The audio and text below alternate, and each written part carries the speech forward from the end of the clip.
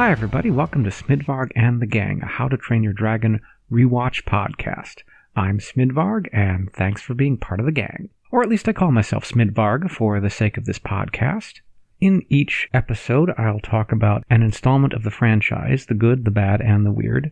We'll look at any lessons the story might have, some cool science, since I'm actually a scientist in real life, and finish up with interesting details, unanswered questions, and my overall thoughts and rating. This time we're looking at Riders of Berk, Episode 6, Alvin and the Outcasts. It was written by Jim Cooper, directed by John Eng, and first aired on Cartoon Network on September 25th, 2012. Sweet baby Thor in a thunderstorm, go! This episode begins with confirmation that this really is our first two-part episode in the entire series, because it begins with a previously on recap of the previous episode in Dragons We Trust with Hiccup narrating. We then pick up where we left off on Dragon Island with the dragons fighting with each other and being sad, especially Toothless, because their riders are no longer there and they've been banished to this island and they don't know for how long. Hiccup starts narrating this episode with an old Viking saying, "When your friends are roasting on the spit, you're the one who feels the fire." Back on Berk, the riders are searching for the incriminating evidence that Mildew threw away, but it's pretty clear this is a hopeless search because the ocean is so big and those items are so small. Gobber is working as quickly as he can to replenish the village's weapons supply, but even as quickly as he can, it's going very slowly. We then enter into some very clunky exposition from Gobber, which I think is lampshaded, as they say, meaning it's actually sort of called out within the scene just how clunky it is, because Gobber just starts out of nowhere talking about this villain that we've never seen before and never heard of, and how this would be a terrible time for him to attack. And Stoic says, "I know, Gobber," as if he doesn't need to be reminded. We then cut to this new villain, Alvin the Treacherous, introduced in the middle of a dragon attack, riding a catapult launcher and successfully shooting a dragon out of the sky with it. What he was cast out for and why exactly he is considered treacherous is not clear at the moment. He is definitely a treacherous character, but what originally got him kicked out of Berk and banished to this other island is not revealed. He is conferring with a small group of his men about a plan to sail to Berk, not to conquer it, but on a much more surgical mission to find and capture their so-called dragon conqueror.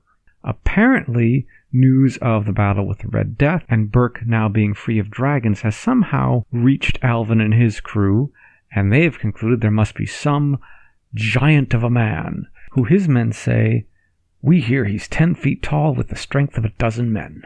We then immediately cut to the actual dragon conqueror, Hiccup, who is not 10 feet tall and does not have the strength of a dozen men. The contrast there, I think, is very well done. Astrid and Hiccup are having a walk and a conversation, trying to figure out how to get the dragons back, when Astrid spots the Outcast ship anchoring off of Berk. They immediately go to tell Stoic in the Great Hall. He gathers the tribe in the Great Hall, and they break up into 3 groups. Hiccup convinces his father to let him go get the dragons, because they're really the only defense they have right now, with the weapon shortage. Bucket and Mulch are assigned to lead the children and the elders away from what Stoic assumes is going to be the battle site in the village, and into some caves on Thor's Beach where they will be safe. Astrid wants to join the fight. Stoic instead gives her Alvin's old hatchet and tells her it is her job to protect the people, the children and the elders that they're sending to the beach, and she takes that task on very seriously. The rest of the tribe, which if you actually look at the frame is about 4 people, are heading off into the woods, so that when Alvin comes he's going to find an empty Berk, and Stoic thinks he's going to pursue them to the woods where they can ambush him because they know the forest much better than he does. Fishlegs, for some reason, is out on his own, probably not having heard any of this, sitting on a cliff overlooking the ocean, trying to write a poem about his lost meat lug. Alvin finds Fishlegs, tries to interrogate him as to the whereabouts of the Dragon Conqueror. He lets out a horrendous scream, which results in Alvin simply tossing him off the cliff into the ocean. Alvin at that point talks about his plan to his men. He's not there to conquer Berk, as we've already established. He's going to go find hostages to take and use them as bargaining power to get the Dragon Conqueror for himself, because he wants to use said Conqueror to get the dragons off of his island. So Alvin and his men split up into several groups trying to find the hostages they're looking for, and some of them go into the woods following a man with a bucket on his head, which is, of course, Bucket. Bucket was supposed to be bringing up the rear of the group heading for Thor's Beach with Mulch at the front. He's no longer there, having gone back to retrieve a little lammy doll that one of the Viking girls left behind. Mulch then goes back to retrieve Bucket, where they are both captured by Alvin's men, who then go to Thor's Beach and take everybody there as hostages. Another group of Alvin's men finds Gobber and is chasing him. Gobber leads them right into a trap, and Stoic and some of the others are able to successfully execute their ambush plan, capturing several of Alvin's men and, more importantly perhaps, stealing their weapons. Fishlegs then finds this group as well, nearly getting killed by Stoic, to inform them that Alvin is not there to conquer Berk, he's looking for Hiccup. Fishlegs, having gained this information by running into Hiccup after escaping the ocean, while Hiccup was on his way out of the village to go get the dragons. So Stoic's group and Fishlegs head to Thor's Beach to take on Alvin.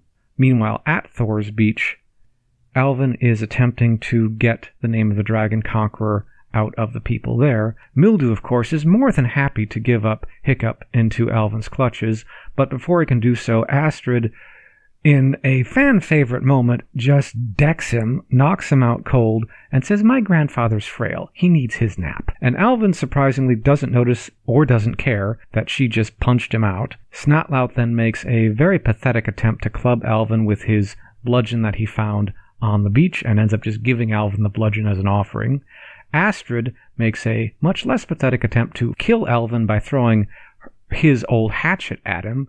He just catches it out of the air and comes to no harm. He then starts interrogating Astrid by yanking on her hair about the whereabouts of the Dragon Conqueror. At that point, Hiccup arrives and says, "I am the Dragon Conqueror."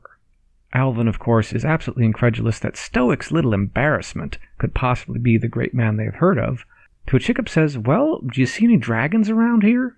Astrid backs him up in a beautiful little bit of wordless communication between the two.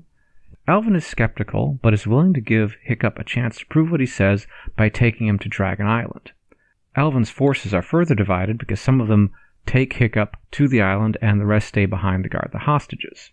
Those who stay behind are easily overpowered when Stoic and his group arrives and are informed of what Hiccup did. They then load up their catapults on a ship and head off in pursuit. Hiccup is surprisingly calm on the boat ride over to Dragon Island and is actually rather snarky with Alvin, saying, "No, never heard of you." Either Hiccup is lying or Stoic just never told him about Alvin the Treacherous. I could see it going either way. On the Berkian ship in pursuit, Snotlout makes a complete fool of himself by accidentally firing a catapult, and Stoic is planning how to carry out the attack.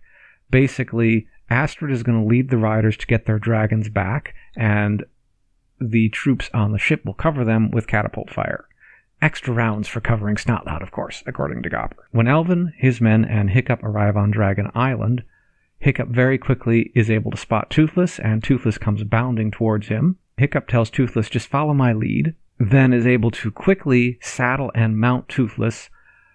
All of this is a complete shock to Alvin and his men, because Alvin thinks for sure, well, first of all, this is the first time Alvin's seen a Night Fury. He is clearly in awe of this fact, expects him fully to eat Hiccup before their eyes, and instead, Hiccup is on top of this dragon saying, "It's Dragon Trainer, actually." Alvin orders his men to fire, and they hesitate a bit, and that is something that happens a lot in this final battle sequence where Alvin's men just don't react very quickly.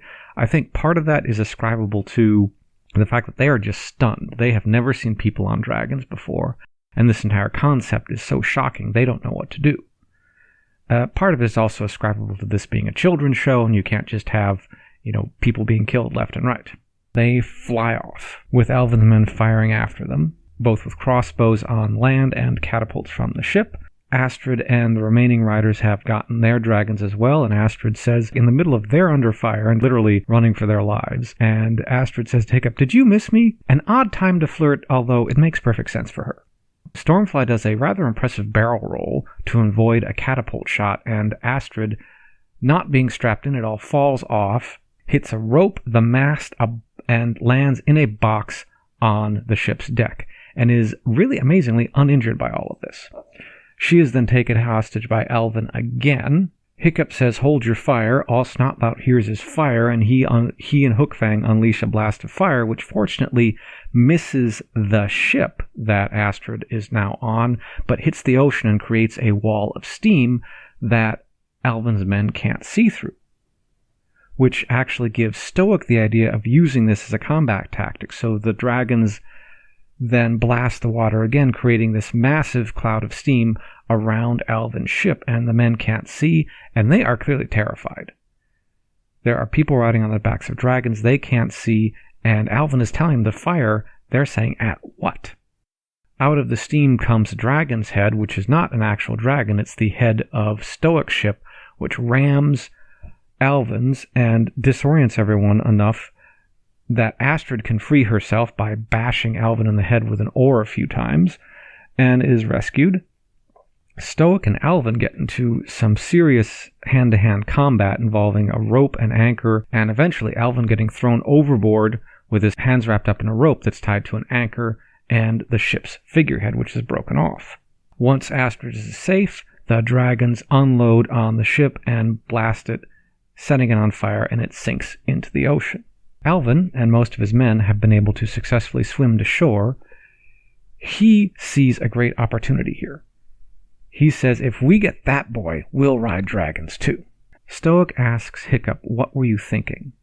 And Hiccup says, "If I could get to Toothless, I know we'd be able to make things right." They return triumphantly to Berk, with all of Berk now cheering the dragons again. Mildew tries to resurrect the anger toward the dragons he saw before. "Do you remember what those beasts did?" And Stoic, in one of his best comebacks of the series, says, "Yes, I do. They saved our lives." Hiccup also has a very powerful response. He said, "I may not be able to prove what you've done, but I will never forget it." Then the episode ends with Hiccup's closing narration. "It's funny how an attack by your greatest enemy can change things overnight. I set out to prove that our dragons would never hurt us. What they proved is that they will always protect us." This is pretty cool. It's amazing. One of the fun parts about this podcast has been discovering other dragon fans and discussions and episode reviews on the internet, and I'll be incorporating more of those into my reviews as I find them. I've already regularly referenced Omershada Pictures, starring John and Tyler, the r/HTTYD subreddit, which has discussion threads for each of the episodes, and of course the How to Train Your Dragon wiki, which contains a lot of useful information both in episode, and a lot of the errors and trivia I talk about come from there. I've also found quite a few new ones recently. On YouTube, there's Geek Reviews starring Ian and Rebecca, and Ian also collaborates with John and Tyler on some other podcasts. And then there's Sam Burge, who does a voiceover review of these episodes while he's playing very violent video games, for some reason. I've also found several blogs and other collections of reviews. The Critical Canucks, who I can only assume are Canadian, review each episode of the series, at least so far. Fritch's Big Blog has reviews of several. IMDb actually is an interesting source because it often has user reviews and each episode has its own entry. Anime Superhero, which also has brief reviews of some of these episodes. So I will be referencing all of those as we go forward because they have interesting insights, and I always want to give credit where credit is due. So, what does everybody think is good about this episode? Well, there's actually quite a lot. One of the big consensus items is that the voice of the new villain, Alvin the Treacherous, is great. One of the really awesome things about it is it's actually Mark Hamill. Luke Skywalker is the voice of Alvin the Treacherous, which at first seemed really surprising. I never would have guessed this. He actually has done a lot of voiceover work, most famously as the Joker in the animated series Batman. He voices one of the villains in Avatar: The Last Airbender, which I haven't seen much